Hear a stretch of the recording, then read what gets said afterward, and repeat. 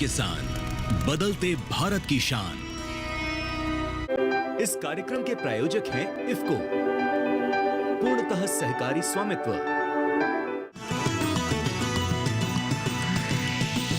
DD किसान, बदलते भारत की शान।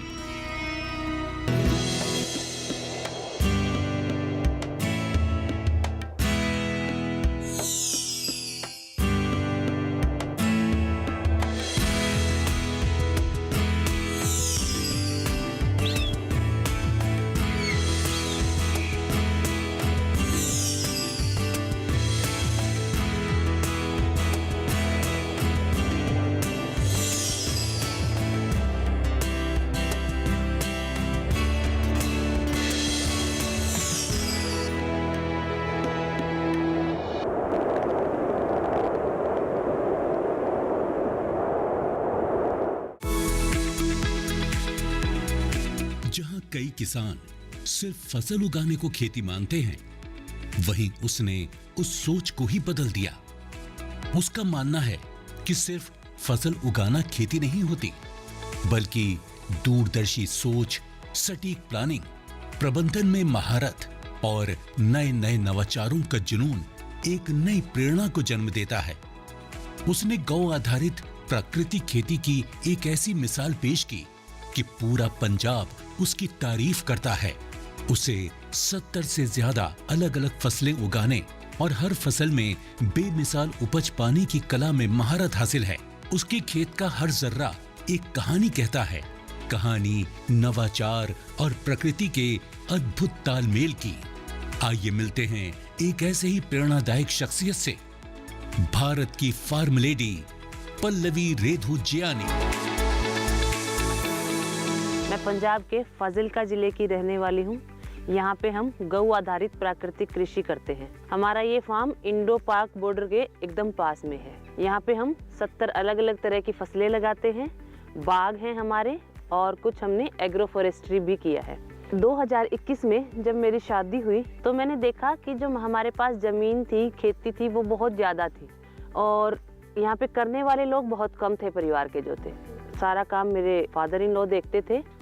मेरे हस्बैंड जो अपना एग्रो टूरिज्म का वेंचर देखते थे, तो हमें अपनी खेती को संभालने में काफ़ी दिक्कतें आती थी। शादी से पहले भी मेरा खेती में रुझान रहा है। मेरे पिताजी इंटीग्रेटेड पेस्ट मैनेजमेंट पे काम करते हैं कि कैसे बिना कीटनाशकों के, रसायनों के हम खेती कर सकते हैं। तो वहाँ से भी मैंने बहुत कुछ सीखा था और यहाँ आने के बाद देखने के बाद भी मेरे को समझ आया कि हाँ, मेरा मन तो खेती में ही लगता है। पल्लवी ने शुरुआत की हर चीज का गहराई से अध्ययन और आकलन करने से। एक कुशल योजनाकार की तरह पल्लवी ने यह तय किया कि खेतों की हर इंच जमीन का सबसे बेहतर उपयोग कैसे हो सकता है। वो छोटी से छोटी चीजों पर ध्यान देती हैं। कब खाद डाली गई, कब पानी दिया गया, कौन सी फसल को कितनी देखभाल चाहिए, हर जानकारी वो लिखती और संरक्षित करती हैं। ये डेटा कलेक्शन और विश्लेषण ही है जो उन्हें एक पढ़ी लिखी किसान का दर्जा देता है।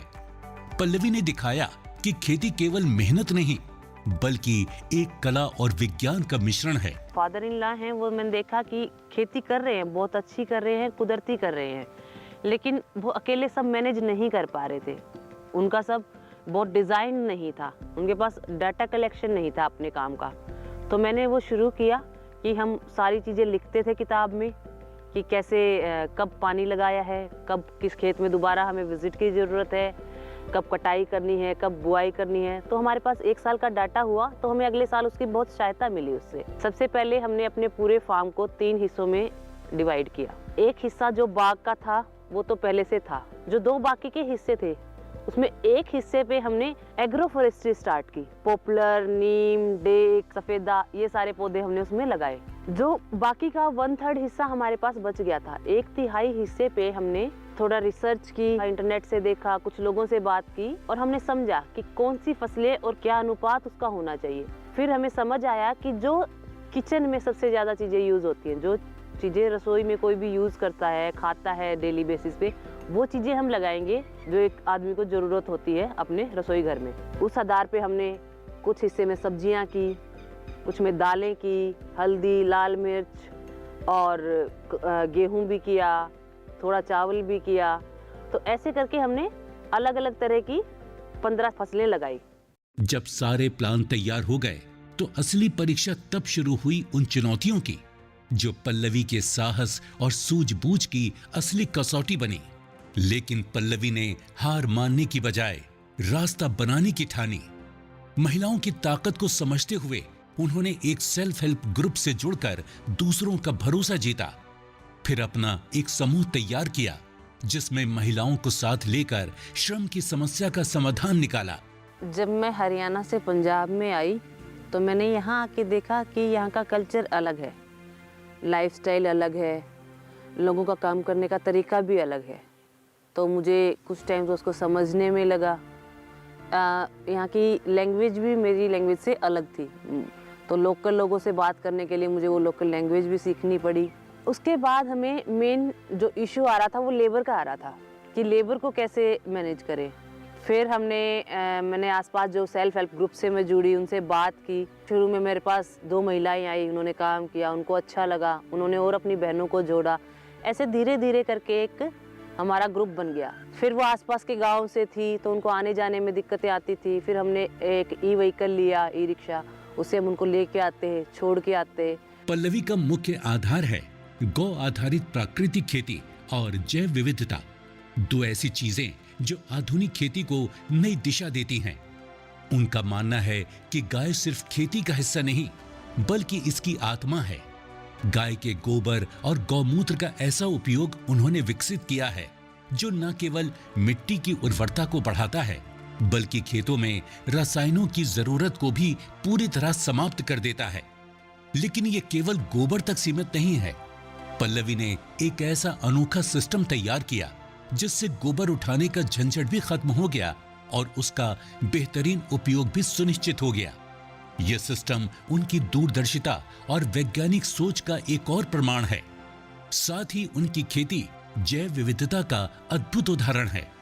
एक साल में वो 50 से 60 अलग अलग किस्मों की फसलें उगाती हैं। हमने अपने एक गौशाला बनाई है जिसमें साहिवाल और राठी की 60 गायें हैं। प्रति 2 एकड़ के पीछे हमने एक गाय रखी है जो कि काफ़ी रहती है। 2 एकड़ खेती अगर आपने करनी है तो आपके पास एक गाय है तो सफिशिएंट है, जिसके गोबर से हमारे खेत के उर्वरकों की पूर्ति होती है। गाय का काम करने वाले, गोबर उठाने वालों की बहुत दिक्कत रहती थी। आज के टाइम पे गोबर उठाना कोई पसंद नहीं करता है और मैंने भी थोड़ा सोचा कि भी क्या करना चाहिए। जो ऑटोमेटेड वॉशिंग सिस्टम होता है प्रेशर गन से, वो सारे गोबर को हम फ्लश कर देते और साथ में एक हमने गोबर गैस का प्लांट लगाया। वो सारा जो पानी से धुल के गोबर है वो उसमें चला जाता था। उसमें चले जाने के बाद जो गैस हमें मिलती थी उसको हम घर के किचन में यूज़ कर लेते थे, स्टाफ के किचन में यूज़ कर लेते थे। और जो हमने फूड प्रोसेसिंग यूनिट लगाया हुआ यानी नेचुरल फार्म का फूड प्रोसेसिंग यूनिट जो है, उसमें हम उस गैस को यूज़ करते थे। जैसे आंवला कैंडी बना रहे हैं, गुलाब जल बना रहे हैं, तो उसमें हमें गैस की ज़रूरत पड़ती थी तो वहाँ भी हम यूज़ कर लेते थे। जितना हमारा पहले सिलेंडर का खर्चा आता था उसका 85% अब हमारा कॉस्ट कट गया है, तो वहाँ भी हमें पैसे की भी बचत हुई। और उसके बाद जो वो गोबर गैस प्लांट से जो गोबर निकलता है, तरल जो गोबर निकलता है उसको हम स्लरी बोलते हैं, उसको हम सीधा जब भी खेत में पानी लगता उसके साथ बहा देते और वो सीधा खेत में लग जाता। तो जो खेत में कार्बन की ज़रूरत होती है वो वहीं से हमारी पूरी हो जाती। इसलिए हमें कार्बन न्यूट्रिएंट्स डालने के लिए भी हमें बाज़ार नहीं जाना पड़ता था, पैसे खर्च नहीं करने पड़ते थे। तो एक तो मैंने ये नया तरीका अपनाया जो हमारे लिए बहुत लाभदायक है। 3 साल से हम इसका खूब उपयोग कर रहे हैं। भारत की फार्म लेडी, मैं हूँ धरती की शान। किसान साथियों, इफ्को नैनो डीएपी और नैनो यूरिया प्लस का इस्तेमाल आसान और लाभकारी है। फसल की बुआई के 30-35 दिन और रोपाई के 20-25 दिन बाद 4 मिलीलीटर नैनो यूरिया और नैनो डीएपी प्रति लीटर पानी में मिलाकर पत्तियों पर छिड़काव करें। बालियां या फूल आने के ठीक पहले नैनो यूरिया प्लस का छिड़काव अवश्य करें। नैनो डीएपी और नैनो यूरिया प्लस मिलाकर छिड़काव करने से फसल को मिलती है भरपूर ताकत। हाय मॉम, फिर से शॉपिंग? बाबूजी, आपने इसे बिगाड़ के रखा। लिमिट में करो तो कुछ बुरा नहीं होता है। बिना लिमिट शॉपिंग करेगी आपके कार्ड पे। ऐड ऑन जो है। मैंने तो कार्ड पे लिमिट सेट कर दिया। अच्छा, इसके फायदे ये हैं कि रिस्क कम हो जाता है और अगर फ्रॉड भी हुआ तो तुरंत बैंक को बोल दीजिए, नुकसान कम। दादू, नेक्स्ट टाइम ये pink dress. You are the limit. Limit तो सेट है। आरबीआई कहता है जानकार बनिए, सतर्क रहिए। किसान साथियों, कम लागत में बेहतर उत्पादन के लिए बुआई या रोपाई से पहले इफ्को नैनो डीएपी से बीज और पौध का शोधन करें। बीज के शोधन के लिए प्रति किलो बीज में 5 मिलीलीटर नैनो डीएपी और जड़ शोधन के लिए इतनी ही मात्रा 1 लीटर पानी में मिलाएं। आलू के कंद और गन्ने के लिए प्रति टंकी 3 ढक्कन नैनो डीएपी मिलाकर शोधन करें। बोई गई फसलों में 30, रोपित फसलों में 20 से 25 दिन, आलू में 30 और गन्ने में 60 दिन पर नैनो डीएपी और नैनो यूरिया का पत्तियों पर छिड़काव करें। फसल की जरूरत के अनुसार नैनो यूरिया प्लस का दोबारा छिड़काव करें। इफ्को नैनो फर्टिलाइजर की ताकत से फसलें लहलहा उठेंगी। भारत की फार्म लेडी, मैं हूँ धरती की शान। पल्लवी ने अपने खेतों में एग्रो फॉरेस्ट्री के जरिए एक नई दिशा दी है, जहां बड़े और लंबे जीवन वाले पेड़ लगाए गए हैं। इस मॉडल में गायों के लिए खुला चारागाह तैयार किया गया है, जहां वो स्वतंत्र रूप से घास चरती हैं। यहाँ गायों के गोबर को प्राकृतिक उर्वरक के रूप में इस्तेमाल किया जाता है। पल्लवी ने दिखा दिया कि पारंपरिक खेती में बदलाव और नवाचार का रास्ता गायों और पेड़ों के तालमेल से हो सकता है। यही है उनका कृषि और प्रकृति के बीच सामंजस्य का विजन। जो गायें खेत में चरने जाती है हमारी गायें, तो हमने ये भी एक जो एग्रो फॉरेस्ट्री लगाई थी, वहाँ हमने सोचा था कि गाय को खुला चरने छोड़ देते हैं उसके बीच में, तो वो वहाँ पे गोबर कर देती थी। जो फॉरेस्ट्री वाले फील्ड्स हैं उनको उर्वरक अपने आप मिल जाता था वहाँ पे। जब वो गोबर कर देती तो हमें उठा के कहीं डालने की जरूरत नहीं थी, वो अपना गोबर वहाँ कराती और उस खेत को उर्वरक मिल जाता था। इतनी तो हमारा खेत के उर्वरक जो है हमें गोबर से मिल गए। बाकी भी हमें कुछ ज़रूरत होती है तो हमारे खेत में कई तरह के फ्रूट्स लगे हुए हैं, जैसे आंवला लगा हुआ है, किन्नू है, अनार है, जामुन है, करौंदा है।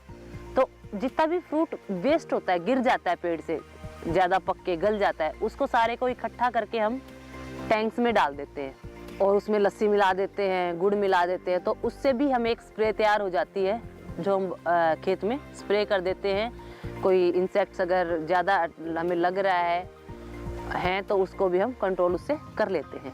पहले जो परंपरागत खेती होती थी तो उसमें बहुत सारी दिक्कतें आती थी, जैसे कपास लगा लिया, नरमा लगा लिया, या फिर चावल लगा लिया पूरे खेत में, और किसी साल कोई वो फसल खराब होगी तो वो सारी फसल खराब होती थी। आसपास के सभी किसानों की फसलें खराब होती थी। कोई बीमारी आती थी तो पूरी फसल में आती थी। तो अगर एक किसान ने अपनी सारी फसल चावल या नरमा लगाया है तो उसकी सारी फसल खराब होगी तो उसका तो बहुत ही ज़्यादा नुकसान हो जाता था। ये जानी नेचुरल फार्म इस्टेब्लिश करने का एक रीज़न ये भी था कि ये बायोडाइवर्सिटी यहाँ पे लगानी है। तो यहाँ पे हमने बहुत अलग अलग तरह की फसलें लगाई थी। 50 से 60 तरह की हम फसलें करते हैं, जिसमें 15 तरह के फ्रूट ट्रीज हैं और फॉरेस्ट्री भी है, दालें हैं, 4-5 तरह की गेहूं है, नरमा है, चावल है, सब्जियां हैं, अलसी, लाल मिर्च, हल्दी। इस तरह से हमने 50 से 60 तरह की हम पूरे साल भर में फसलें लेते हैं। तो बायोडाइवर्सिटी का एक फ़ायदा ये है कि अगर किसी भी फसल में किसी भी सीज़न के दौरान कोई बीमारी आती है तो वो एक फसल पे आती है, सारी फसलों पे नहीं आती। अगर हमारी 2 या 3 फसलें ख़राब हो जाती हैं तो भी हमारे पास सीज़न में 25-30 फसलें बच जाती हैं, जिससे हमारा बहुत नुकसान नहीं होता, हमारी खेती बची रहती है। तो जैव विविधता का यही एक फ़ायदा है। तो सभी लोगों को जैव विविधता अपने खेत में अपनानी चाहिए, ताकि अगर आपकी 1 से 2 फसल खराब भी हो रही हैं तो भी आपका कोई भारी नुकसान ना हो। अगर आप डिफरेंट तरह की अलग अलग तरह की फसलें लगाते हैं तो उनका कटाई का समय भी 5-10 दिन 15 दिन आगे पीछे होता है, बुआई का भी आगे पीछे होता है, पानी लगाने का भी आगे पीछे होता है। तो आपके ऊपर एकदम से प्रेशर नहीं आता है काम करने का। पल्लवी पोस्ट हार्वेस्ट मैनेजमेंट में एक ऐसा बदलाव लेकर आई हैं जो न केवल कृषि को बेहतर बनाता है बल्कि स्थानीय समुदायों के लिए भी रोजगार का एक नया रास्ता खोलता है।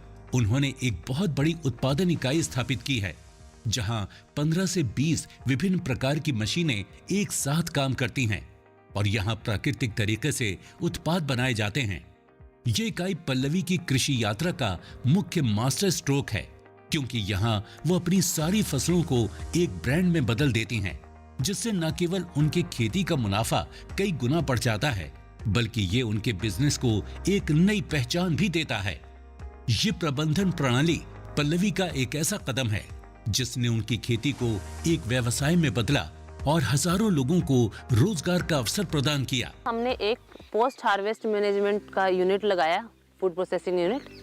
उसमें हमने क्या किया, जितनी भी खेत से फसलें आती थी, निकलने के बाद वो हमारे पास आती थी, हम उसको साफ करके अपने स्टोर में पैक करके स्टोर कर देते थे और साल भर उसको प्रोसेस करके बेचते रहते थे। हमने अपने फार्म पे एक आउटलेट बनाया हुआ है, जिसको किसान हट हम बोलते हैं या ऑर्गेनिक हट बोलते हैं। वहाँ पे हम अपने सारे प्रोडक्ट्स को शोकेस करते हैं और दूर से भी और गांव से भी लोग उसको ख़रीदने आते हैं। हम उसमें, जैसे हमारे पास एक यूनिट है, उसको पल्वराइज़र बोलते हैं हम चक्की को, तो उसमें हम मसाले पीसते हैं। लाल मिर्च है, हल्दी है, कुछ हर्बल लीव्स को भी हम उसमें ग्रीन टी या फिर हर्बल पाउडर्स बनाते हैं। आंवला का पाउडर, त्रिफला पाउडर, ये सारे पाउडर्स हम उसमें बनाते हैं। हमारे पास हाथ की चक्कियां हैं पत्थर वाली, जिससे हम दालें दलते हैं। उसमें दालें दलने का कारण ये है कि जो दाल के तत्व होते हैं, पोषक तत्व होते हैं, वो बने रहते हैं। बहुत तेज़ मशीनों में आजकल वो तत्व ख़त्म होने लग गए हैं, इसलिए हमने उसका एक तरीका अपनाया कि हम हाथ से दालें दलेंगे, जिससे महिलाओं को रोजगार भी मिलेगा और हमारी दालों के पोषक तत्व भी बने रहेंगे। मिलेट्स लगाए खेत में, उसका आटा शुरू किया और गेहूं का भी हम आटा बनाते हैं। हमने उसके लिए 2 अलग अलग चक्कियां लगाई, ताकि जो मिलेट्स के आटे और ग्लूटेन वाला कनक का आटा है वो मिक्स ना हो। हमने एक कच्ची घानी सरसों की तेल की मशीन लगाई और एक एक्सपेलर मशीन लगाई। दोनों ही मशीनों का तेल बहुत अच्छा होता है।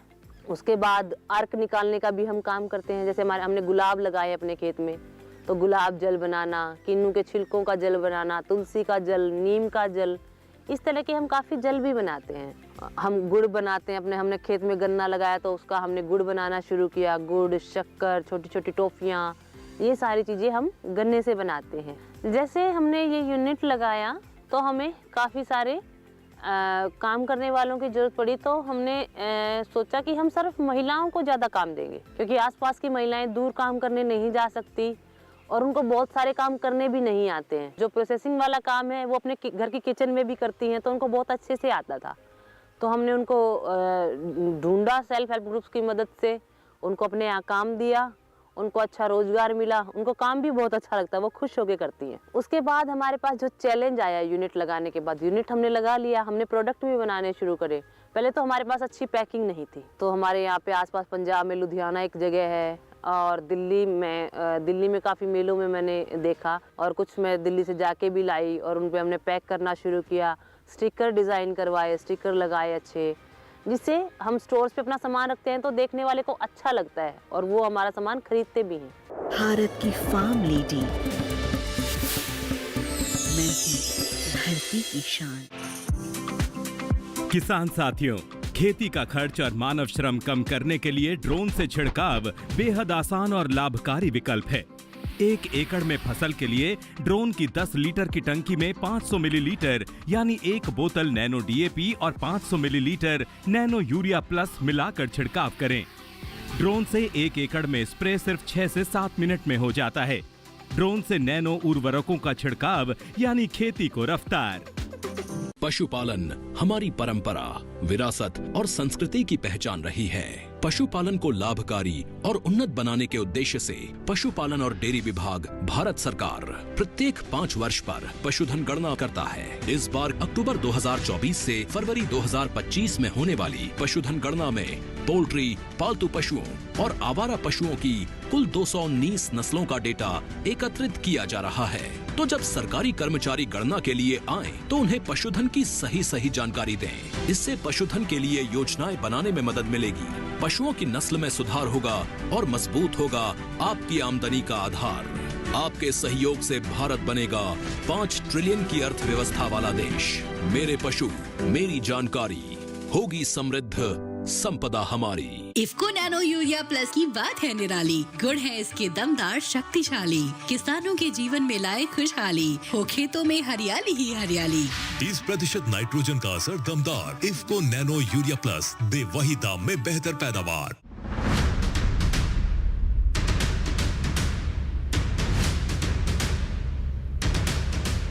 नमस्कार, किसान प्रश्न मंच में आप सभी का स्वागत है। आज किसान प्रश्न मंच का कारवां नई दिल्ली के ग्राम शिकारपुर पहुंचा है। आज जो हमारा विषय होगा वो पशुपालन से जुड़ा हुआ होगा। प्राकृतिक चारा जो प्रकृति हमें देती है वो जो होता है प्राकृतिक। हर परिवार का जो प्रबंधन है वो भी प्राकृतिक रूप से किया जाता है।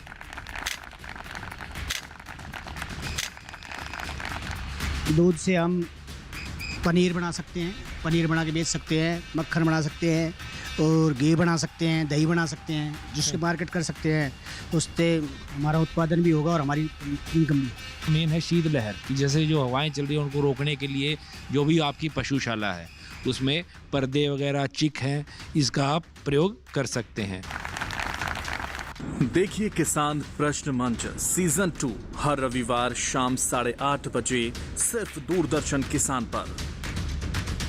किसान साथियों, कम लागत में भरपूर उत्पादन के लिए बुआई या रोपाई से पहले इफ्को नैनो डीएपी से बीज और पौध का शोधन जरूर करें। गेहूं, मक्का जैसी फसलों के लिए 1 किलो बीज को 5 ml नैनो डीएपी से उपचारित करें। रोपाई वाली फसलों की पौध को 1 लीटर पानी में 5 ml नैनो डीएपी से जड़ शोधन करें। आलू, गन्ने के लिए 15 लीटर की टंकी में 75 ml नैनो डीएपी मिलाकर बीज शोधन करें। नैनो डीएपी की ताकत से लहलहा उठेंगी फसलें।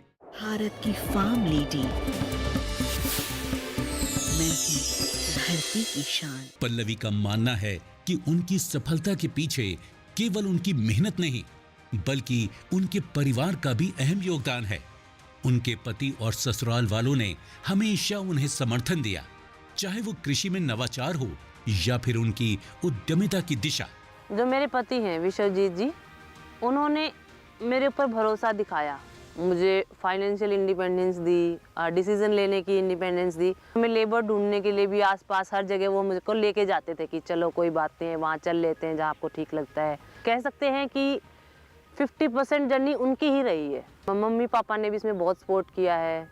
जब मैं काम करने जाती थी, यूनिट लगा रही थी, उस टाइम पे डॉक्यूमेंट्स के वर्क करती थी, बैंक्स जाना, कोर्ट्स जाना, वो सब काम करती थी, तो पीछे से मेरे छोटे बेटे को रखना, उसको पूरा दिन संभालना। पल्लवी का संदेश है कि अगर किसी महिला के पास दृढ़ नायकत्व और आत्मविश्वास हो तो वो किसी भी चुनौती को पार कर सकती है। वो कहती हैं, हमारी शक्ति हमारे अंदर है, हमें बस उसे पहचानने की जरूरत है। हर महिला अपने सपनों को साकार कर सकती है, चाहे वो किसी भी क्षेत्र में हो। खेती से लेकर व्यापार तक हम हर कदम पर खुद को साबित कर सकते हैं। कैंसर जैसी बीमारियां आजकल बहुत फैल गई हैं, तो कुदरती खेती अपनाइए, अपने परिवार को शुद्ध और पौष्टिक भोजन उगा के खिलाइए और खेती से जुड़े रहिए। ऐसा नहीं है कि आज अगर आपकी खेती में नुकसान हुआ है तो कल भी नुकसान ही होगा। बाजार पे कम डिपेंड रहिए, अपने खेत पे से मिलने वाली फसलों को ही अपने घर में यूज़ करिए और खेती से जुड़े रहिए। हमने ये फार्मिंग का मॉडल बनाया है गौ आधारित प्राकृतिक कृषि का। बायोडाइवर्सिटी हमारे फार्म पे है। हम चाहते हैं कि आसपास के किसान, पूरे भारतवर्ष के किसान बल्कि इस मॉडल को अपनाएं और ऐसी कुदरती खेती करें। महिलाओं से भी मैं इस तरीके से जुड़ना चाहूँगी कि वो भी फार्मिंग में आएँ, क्योंकि जो हमारा पुराना समय था उसमें महिलाएं खेती में बिल्कुल पुरुषों के साथ चलती थी। अगर वो बिजाई करते थे तो कटाई करके वो घर तक लाती थी, उसको साफ़ करती थी, स्टोर करती थी। तो ऐसे अब दोबारा से महिलाओं को खेती में जुड़ने की ज़रूरत है और मेरा जो फ्यूचर का जो गोल है वो यही रहेगा, ज़्यादा से ज़्यादा महिलाओं को खेती से जोड़ना। मेरे साथ जुड़ी हैं महिलाएं, काम करती हैं मेरे साथ, तो उनके लिए नए आयाम कैसे पैदा किए जा सकते हैं, वो कुछ उनमें से कुछ अपना खुद का भी कुछ वेंचर लगा सकें, कोई खेती का कुछ अपने, या फिर खेती ना सही, खेती नहीं कर, जिसके पास ज़मीन नहीं है वो कुछ गऊ से मिलने वाले उत्पाद बना सके। जैसे आजकल दिए बनाते हैं, उर्वरक बनाते हैं, या उपले भी बना के बेचते हैं। ऐसा कोई ना कोई बिजनेस वो स्टार्ट कर सके। मेरा ये भी एक उम्मीद है उनसे कि वो कुछ ना कुछ अच्छा करेंगी। हमारी यहाँ पे जो मेरी पत्नी है पल्लवी जी, इनके आने से हमारे इस वेंचर को एक नई डायरेक्शन और गाइडेंस मिली है। हम खेती यहाँ पे कई सालों से कर रहे थे और इतने डाइवर्स फार्म को हमने बहुत कोशिश करके एक दिशा देना चाहा।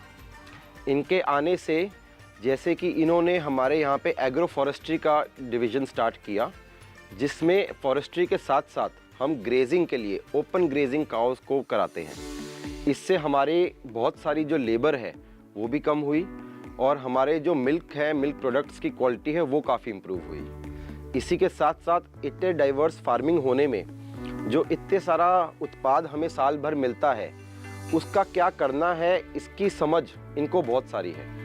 हमारे यहाँ पे 70-80 अलग अलग फसलें हम साल भर लगाते हैं और जो भी फसल हो, चाहे कम हो चाहे ज़्यादा हो, उसको ये कुछ ना कुछ उसका करके उसको मार्केट में लाते हैं और हमें उसका बहुत अच्छा दाम मिलाते हैं। तो इनके आने से बहुत अच्छा डायरेक्शन हमारा आगे बढ़ रहा है और आने वाले सालों में मुझे लगता है देश विदेश से बहुत लोग आके इनके इस वेंचर को देखना चाहेंगे। हमारी पुत्रवधू पल्लवी रेड्डू जैनी वो यहाँ आई और आने शादी के बाद उसने तुरंत ही सारा प्रोसेसिंग डिमांड उसने संभाल लिया है और ये पूरी मेहनत लगन से काम किए है। और पिछले साल 2023 में सितंबर में हमारे बैंक ने काफ़ी मदद करी और सेंट्रल गवर्नमेंट जो स्कीम है एग्रीकल्चर इंफ्रास्ट्रक्चर फंड, उसके तहत हमें एक यूनिट बना के दिए है 70-80 लाख का। और उस यूनिट में हमारे कोई पैसे गारंटी नहीं है, बैंक ने पास किया। पल्लवी ने वो यूनिट शुरू करते ही 5 महीने में एग्जीक्यूट करके बिल्डिंग बना के वहाँ छोटी छोटी मशीनें लगा के इंटीग्रेटेड प्रोसेसिंग सिस्टम बना दी। उसके बाद इसने काफ़ी मेहनत करके जो पैकिंग है, क्वालिटी है, उस पर पूरा ध्यान दिए है। और अब फ़िलहाल हमारा ऐसे हो गया डिमांड, हमारे रिपीट कस्टमर बड़े हो गए।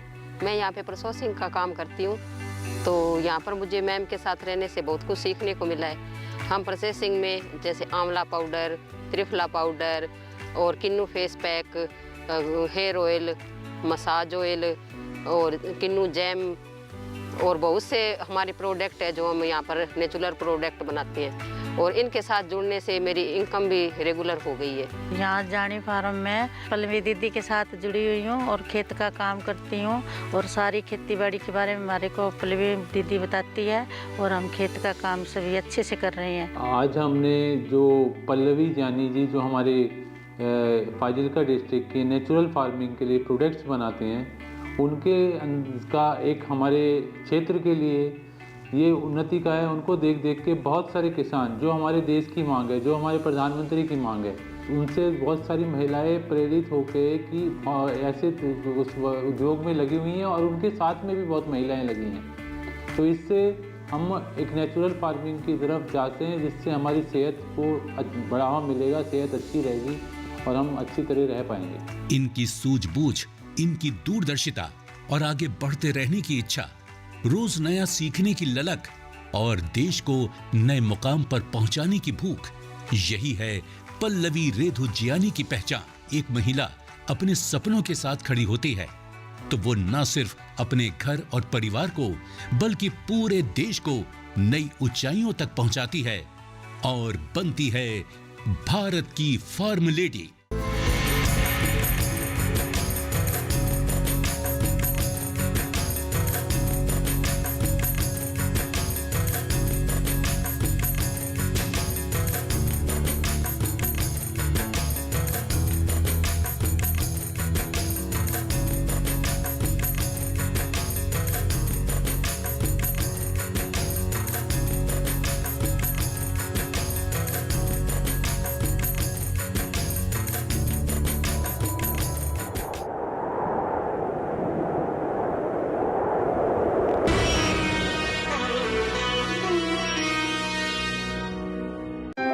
इस कार्यक्रम के